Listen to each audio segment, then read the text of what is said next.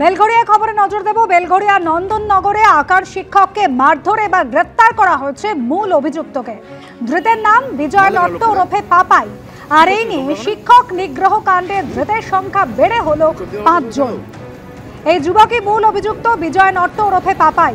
শনিবার সকালে বেলঘড়িয়া রাস্তায় বসে মদ খাবার প্রতিবাদ করেছিলেন নিরুপম পাল এবং তার জেরে তাকে বেধড়ক মারধর করা হয়। ইতিমধ্যেই এই শিক্ষক নিগ্রহ কাণ্ডে ধৃতের সংখ্যা বেড়ে হলো ৫ জন। ইতিমধ্যে আগে এক মহিলা সহ ৪ জনকে গ্রেপ্তার করা হয়েছিল এই মারধরের ঘটনায়। সমীরণ পাল আমাদের প্রতিনিধি রয়েছেন আমাদের সঙ্গে। সমীরণ, যে সিসি ক্যামেরার ফুটেজ পাওয়া গিয়েছিল তাতে কালো টি শার্ট পরা এক যুবককে দেখা গিয়েছিল যে শিক্ষককে বেধড়ক মারধর করছে। এই সেই মূল অভিযুক্ত, কি অভিযোগ আনা হয়েছে তার বিরুদ্ধে?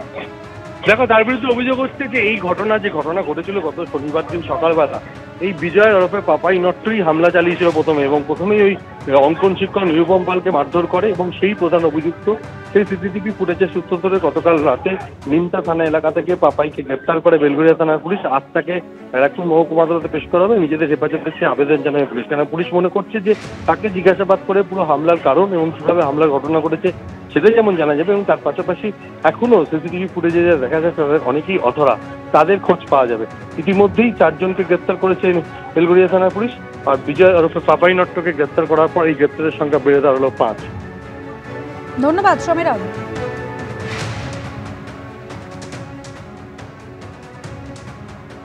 হাওড়ার গোলাবাড়িতে বৃদ্ধ খুনে গ্রেফতার মূল অভিযুক্ত। ধৃত যুবকের নাম প্রসেনজিৎ চৌধুরী। উত্তর ২৪ পরগনার গোবরডাঙ্গা থেকে তাকে গ্রেফতার করা হয়েছে। সম্পর্ক নিয়ে ব্ল্যাকমেলিং, তার জেরেই খুন এমনই দাবি করা হচ্ছে পুলিশের তরফ থেকে। আমাদের প্রতিনিধি সুনীত হালদার রয়েছেন আমাদের সঙ্গে। সুনীত, কি কারণে খুন, এখনো পর্যন্ত এই খুন সম্পর্কে কি তথ্য রয়েছে পুলিশের হাতে? দেখো, গত বৃহস্পতিবার রাতে হাওড়া সালকিয়া একটি আবাসনের মধ্যে ফ্ল্যাটে বৃদ্ধ অসীম দে তার নিজের ফ্ল্যাটেই খুন হয় এবং যেটা তদন্তে নেবে গোলাবাড়ি থানার পুলিশ যে সিসিটিভি ফুটেজ সংগ্রহ করে তাতে দেখা যায় রাত ৮টা ১৫ নাগাদ একজন আগন্তুক ওই ফ্ল্যাটে ঢুকছেন এবং রাত 10টা ২০ নাগাদ প্রায় ২ ঘন্টা পর সে কিন্তু ওই বৃদ্ধের ব্যাগ নিয়ে চলে যায় এবং এই ঘটনার তদন্তে নামে গোলাবাড়ি থানার পুলিশ এবং বিভিন্ন সূত্র মারফত এবং যেটা জানতে পারা যায় যে যাবার সময় ওই আগন্তুক বৃদ্ধের হাতে 2টো সোনার আংটি এবং মোবাইল ফোনটা নিয়ে যায় এবং এই ঘটনার তদন্তে জোর দেওয়া হয় মোবাইল ফোনের ওপর। যেটা জানা গেছে যে মাস 4 আগে দের সঙ্গে তার সম্পর্ক ফেসবুকে পরিচয় হয় প্রসেনজিৎ চৌধুরী, যিনি উত্তর ২৪ পরগনার গোবরডাঙ্গাতে থাকেন এবং হাটে হাটে কাপড় বিক্রি করেন।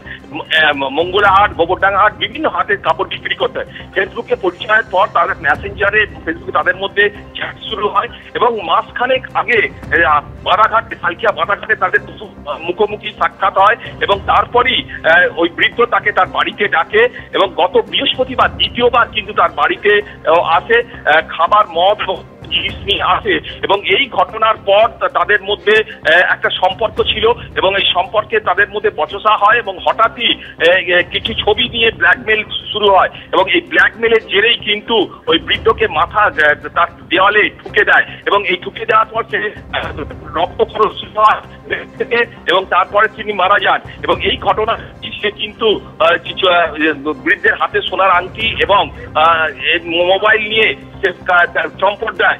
এই ঘটনার তদন্ত শুরু করে গোলাবাড়ি থানার পুলিশ এবং গতকাল এই গোবরডাঙ্গা থেকে তাকে গ্রেপ্তার করা হয়েছে এবং গ্রেপ্তার করার পর সে পুলিশের কাছে সমস্ত কিছু স্বীকার করে এবং কিভাবে এই ঘটনা ঘটিয়েছে এবং সে পুলিশেও তাকে এনএক্স করে দেখাতে বলছে এবং সেও দেখাবে এবং বিভিন্ন জায়গা থেকে সময় খাবার, মদ কিভাবে নিয়েছিল, কোন কোন দোকানে, সবটাই সে পুলিশের কাছে বলেছে। এই ঘটনায় আজকে ধৃতকে আগে হাওড়া আদালতে তোলা হবে এবং 14 দিনের পুলিশি হেফাজতের জন্য আবেদন করা হচ্ছে। ধন্যবাদ সুমিত।